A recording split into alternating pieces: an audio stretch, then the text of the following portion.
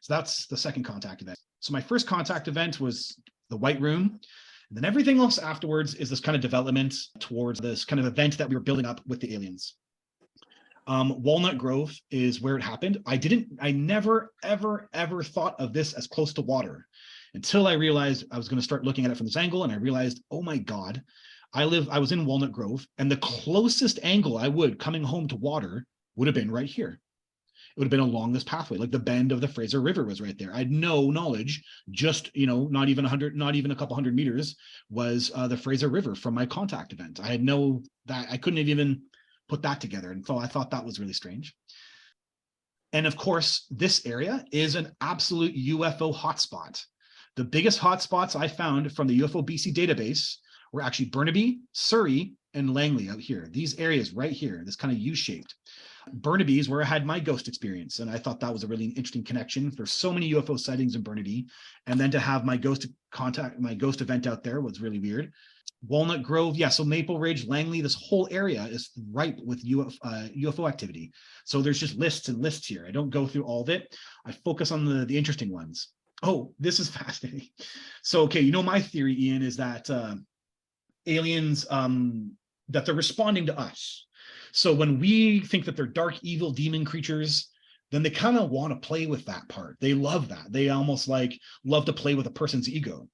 So of all the UFO sightings I have listed here, I have one. There's got to be into the hundreds, if not thousands, in that UFO BC database. I have a single one of a UFO chasing someone. Everything else is docile activity. It's beautiful activity. Sometimes it's almost like they're meditating or something. Who knows? But this one here, it happened in the 60s and the 70s. Well, the guy was chased. Hey, yeah. Sorry. Yeah, no, just finish the point on that. But I'll come back to you on this as well. This is fascinating. Totally fascinating. Chased along the Trans-Canada Highway from the Portman Bridge by a fast, silent light through the dense fog all the way to Abbotsford. So the guy literally chased on the highway that I would have passed by me, and but not at the same time. But that's the Portman Bridge there. Bottom line is he was religious, and he thought of them as demons. And so the thing is chasing him. It's the only one. The guy who thinks that they're demons is the only one getting chased by them. That for me says everything. Paranormal, it's reading your thoughts and feelings. It knows you're terrified of it. And it's like, you have nothing to be terrified of. I'm going to go play with you.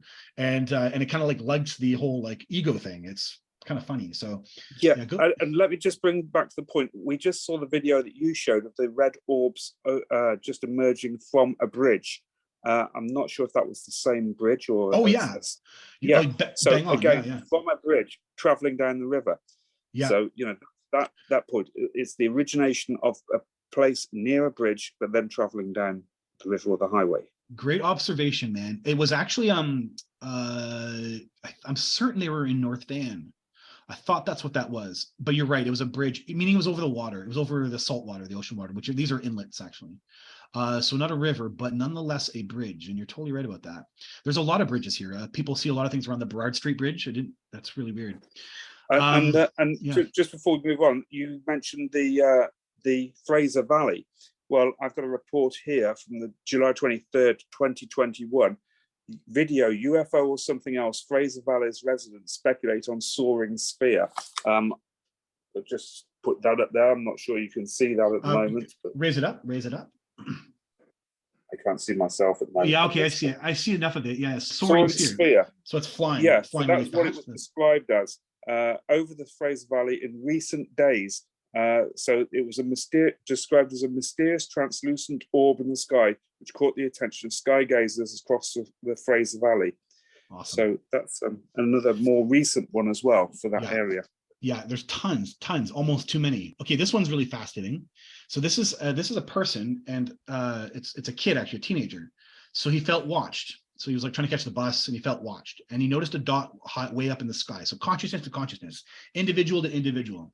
And then he was kind of weirded out by it. So he decided not to catch the bus. He went and sat on a field, and then a small metallic object the size of a CD 20 meters away came out of the ground and floated towards the sky. He said it was fluttering, and basically it was moving up and up and up in the sky.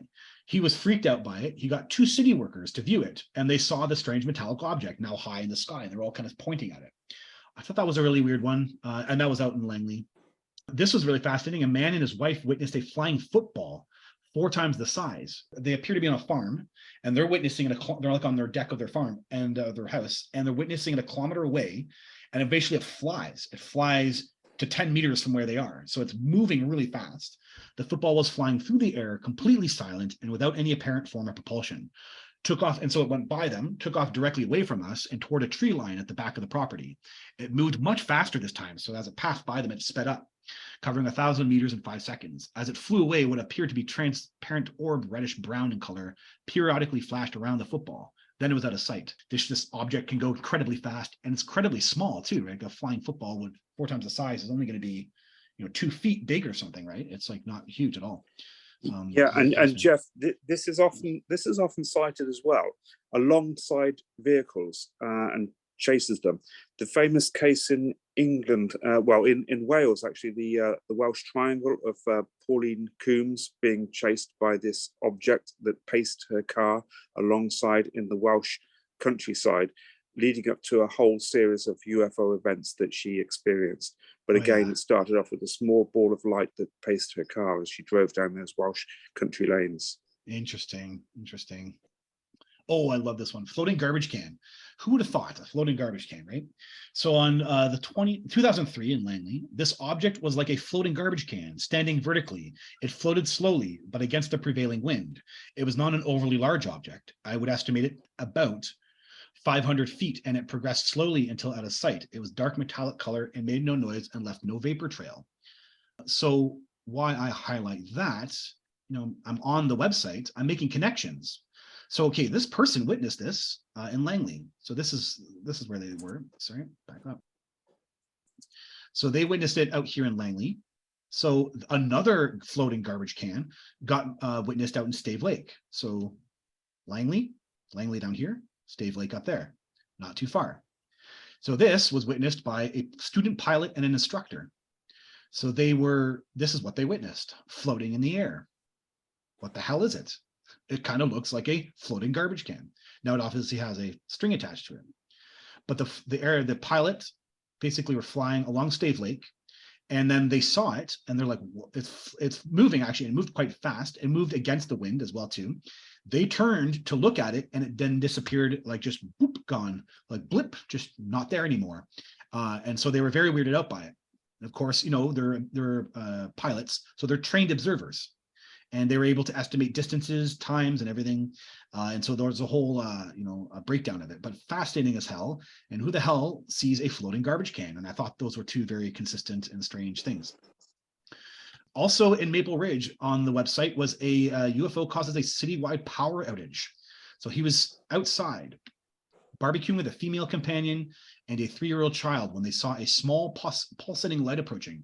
It appeared to be about 2,000 to 3,000 feet above the ground. When the light became stationary, all the lights in Maple Ridge went out. About 10 minutes later, they saw a big white flash and then a meteor light streaking heading in a northwestern direction towards Pitt Lake. At this time, a rushing wind sound could be heard. All the city lights then came back on. There's the wind sound there again too. I thought that was interesting. A call was placed to BC Hydro on the 21st of April, and they confirmed the power failure. They stated that Maple Ridge had a transmission feed loss into a substation, and they had the times there. So that's all in the same area as my contact event. People see tons of triangles. What was the year of that? That's the year of that one? 1999. Sorry. Yeah. Yeah. Okay. Good. Yeah. So yeah, electrical, right? Electromagnetic. Triangles. Tons of people see triangles, right, in the area of Maple Ridge. We actually had Kelly Buckler on, and Kelly Buckler herself witnessed a triangle out in the area, out in Langley. And so these were all the triangles that people witness out there. Triangles, triangles, triangles, triangles. And then this, it's actually mentioned in my book that someone witnessed a triangle the same time I had my contact event in 1996 in October. And though I can never confirm the exact time, the exact date, and the funny thing is they were never able to confirm the exact day, I know I was in a large object, similar. I don't know that it was a triangle or not either. All I know was that I was in a space that had long hallways. And most of the times when I'm aware I'm in a smaller craft, it's definitely a smaller environment. It doesn't have hallways, or the rooms are compact. While this time in my third contact event, I'm walking down hallways, showing me that I'm in a large object. But funny enough, someone sees a triangle around the same time, and it's moving in the direction that mine is towards my contact event. So they see it down here. They see it down here moving north. And it was like almost bang on with my contact event. There, right above us, was a huge black triangle. It was so low, it must have been just above the tree level. It had what looked like Christmas lights wrapped around its perimeter. The weird thing was, was that it didn't make any sound at all, absolutely none. It was moving very slow, and it passed over us towards Brookswood. We watched it disappear over the trees at the end of the field. It was very creepy. There was low, heavy fog in the field. And Jeff, that's an interesting point. The low, heavy fog in the field. I was going to come to that. Right. Often, with one of the points that we see with the missing 411 is the sudden change in weather, or the weather that changes. Now, it could well be that in order for this to facilitate a let's say, its